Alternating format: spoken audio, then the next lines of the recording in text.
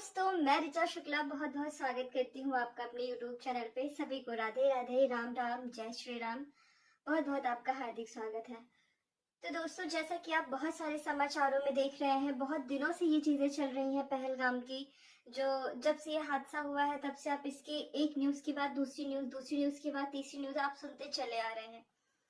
लेकिन आप सच में एक बार दिल से सोचिए, क्या ये जो हादसे हुए वो होना वाजिब था, या इसके पीछे किसी की साजिश भी हो सकती है, या इसको किसी ने जबरदस्ती जैसे करवाया हो, या जैसे इसको किसी ने ये कह के भेजा हो कि सिर्फ जितने हिंदुओं हो सिर्फ उन्हीं पे अटैक करना, और हिंदुओं में सिर्फ जितने पुरुष हो पुरुष वर्गों पे ही अटैक किया जाए। और अटैक सिर्फ इसलिए किया जाए क्योंकि वो हिंदू है, क्योंकि उनको कलमा पढ़ना नहीं आता, क्योंकि वो जन्म से एक अपना धर्म लेके घूम रहे हैं, हिंदू धर्म, क्योंकि उनको जय श्री राम और राधे राधे बोलना आता अपनी तरह। मतलब यार, ये तो बहुत गलत बात है कि आप सिर्फ किसी को एक धर्म के नाम पे, एक मजहब के नाम पे खत्म कर दे रहे हैं कि आप मुस्लिम हैं, आपको कलमा पढ़ना नहीं आता। जहाँ पे 28 लोगों की जानें सिर्फ इसलिए चली जा रही हैं क्योंकि उनका धर्म हिंदू है। कोई नया नया जा रहा है अपनी खुशियां मनाने वहां पे, ये सोच के कि मैं अपनी जिंदगी के कुछ सुकून के पल जी के आऊंगा। लेकिन इंसान को ये नहीं पता कि उसके साथ अगले पल कौन सा हादसा होने वाला है। ये बात सच है यार कि कोई अपना अगला पल सोच के नहीं जाता है, लोग अपनी प्रेजेंट की खुशियां सोच के जाते हैं। बहुत सारे लोग तो शादियों को सिर्फ 1 या 2 दिन हुए थे, वो अपना एक सेपरेट टाइम शेयर करने गए थे वहां पे, वो एक एंजॉय करने गए थे वहां पे। उनको ये लग रहा था कि शायद ये हमारा बहुत अच्छा मोमेंट होगा, लेकिन लिटरली उनको ये नहीं पता था कि हमारा ये मोमेंट बस बहुत जल्दी दुख में बदलने वाला है। वैसे ये चीजें सोच के वहां कोई नहीं गया था कि हम अपने घर वापसी नहीं कर पाएंगे। सबको ऐसा लग रहा था कि कश्मीर की वादियां इतनी खूबसूरत हैं कि वहां जाके हम कुछ वक्त बिताएंगे अपने लोगों के साथ, अपने अपनों के साथ। क्योंकि ऐसा होता है ना कि लोग अक्सर अपनों के साथ वक्त बिताने के लिए कहीं दूर चले जाते हैं। लेकिन मैं तो बोल रही हूँ कि अगर ऐसा वक्त बिताने के बाद आपको घर लौटने की नौबत ना आए तो हम अपने घर में ज्यादा सेफ है। हमें ऐसी कहीं की यात्रा ही, ऐसी जर्नी ही नहीं कहीं की करनी चाहिए जहाँ पे हमको ये लगे कि हम यहाँ से लौट के नहीं आएंगे। लेकिन ये बात सच है कि कोई ये सोच के कहीं नहीं जाता कि हम यहाँ जा रहे हैं तो हमें लौटना मुश्किल हो जाएगा। ऐसे ही जो हमारे भाई लोग गए थे उन वादियों में, पहलगाम की, कश्मीर की वादियों में, पहलगाम नामक स्थान पे, जहाँ पे 28 लाशें बिछा दी गई सिर्फ ये सोच के कि ये मुस्लिम है। कुछ नहीं पूछते थे, सिर्फ इतना पूछते थे कि आप जाति के हिंदू हैं या मुस्लिम। और जब डर के मारे इंसान ये भी कह देता था मैं मुस्लिम हूं, तो बोलते थे कि कलमा पढ़ के सुनाओ।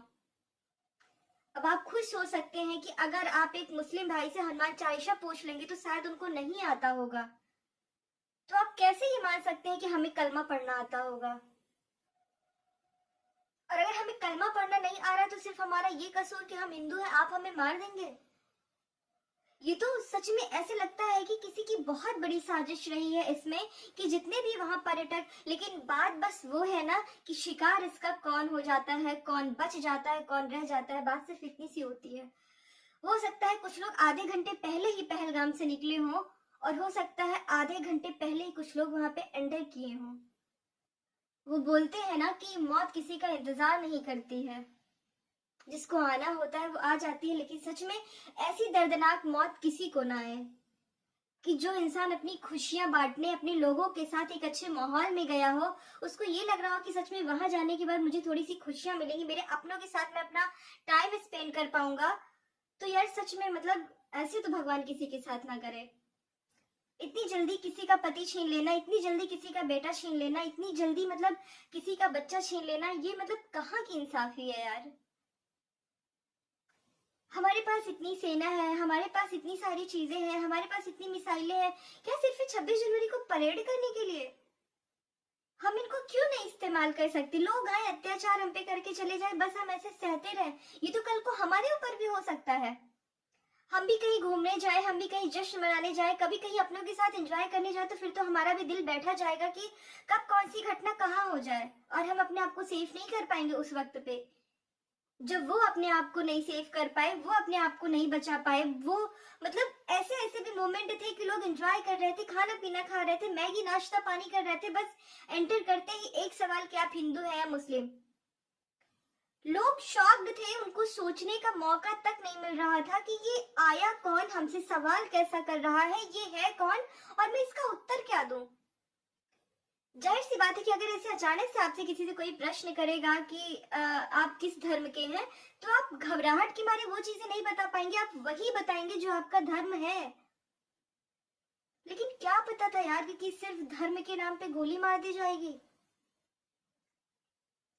मतलब सच में जो इतनी दर्दनाक हादसे हुए हैं पहलगांव में, एक तो पुलवामा था, वो अटैक के बाद ये सारी चीजें खत्म हुई थी यार कि चलो जो हुआ भगवान सबकी आत्मा को शांति दे। उसके बाद फिर एक पे एक हादसे, एक पे एक हादसे, मतलब बस लोग चुप होके ये हादसे देख रहे हैं।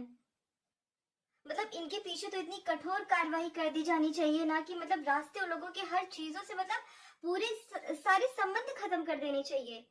क्या मतलब ऐसे पड़ोसी देश का जो हमारे भारत में घुस के हमारे ही लोगों पे अटैक करके हमसे हमारे ही लोग छीन ले। कोई मतलब नहीं बनता है यार ऐसे पड़ोसी देशों से कोई अच्छे संबंध बनाने का। फिलहाल पाकिस्तान से हमारी कभी संबंध अच्छे थे भी नहीं और उन्होंने हमेशा ऐसे ही काम किए कि हम उनसे संबंध अच्छे बना भी ना पाए। लेकिन सच में मुझे बहुत तकलीफ है इस बात का कि जिन भाइयों के साथ, जिन घरों में ये हादसे हुए, जिनके रिश्तेदार वहां पे गए हुए थे, जिनके रिश्तेदारों के साथ ये हादसे हुए, मैं भगवान से सिर्फ यही एक मनोकामना है मेरी, यही एक इच्छा है मेरी कि उनकी आत्मा को शांति दे, जो बेचारे निर्दोष होके मारे गए हैं। और सच में मैं इस हादसे से बिल्कुल निस्तब्ध हूँ, मेरे पास कोई शब्द नहीं है कहने के लिए। मतलब जो भी हुआ सच में ये बहुत एकदम निर्दयी कांड था।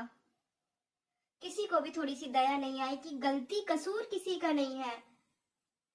उन बेरहमों से लड़के मतलब उनको तो सच में इतनी कठोर सजा देनी चाहिए कि क्या ही बताऊं मैं।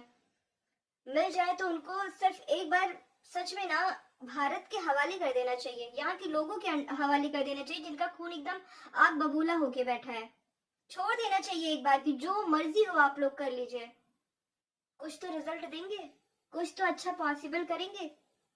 लेकिन बस बात वही है ना कि सच में एकदम कुछ कहा नहीं जा रहा है, सिर्फ इसलिए कि कितने सारे लोगों की जानें चली गई। मतलब भुलाया नहीं जा सकता यार, ऐसे हादसे तो सच में कभी किसी के घर वाले नहीं भूल सकते। हमारे साथ बस भगवान से आप भी इतनी ही विश कीजिए कि उन सभी की आत्मा को शांति दे, भगवान अपने चरण में उनको स्थान दे। मिलते हैं हम फिर अगली वीडियो के साथ। कुछ भी ऐसी खबर आती है पहलगाम से तो मैं आपको जरूर बताऊंगी। अगर आपने मेरे चैनल को सब्सक्राइब नहीं किया तो प्लीज सब्सक्राइब कर लीजिए। नमस्ते।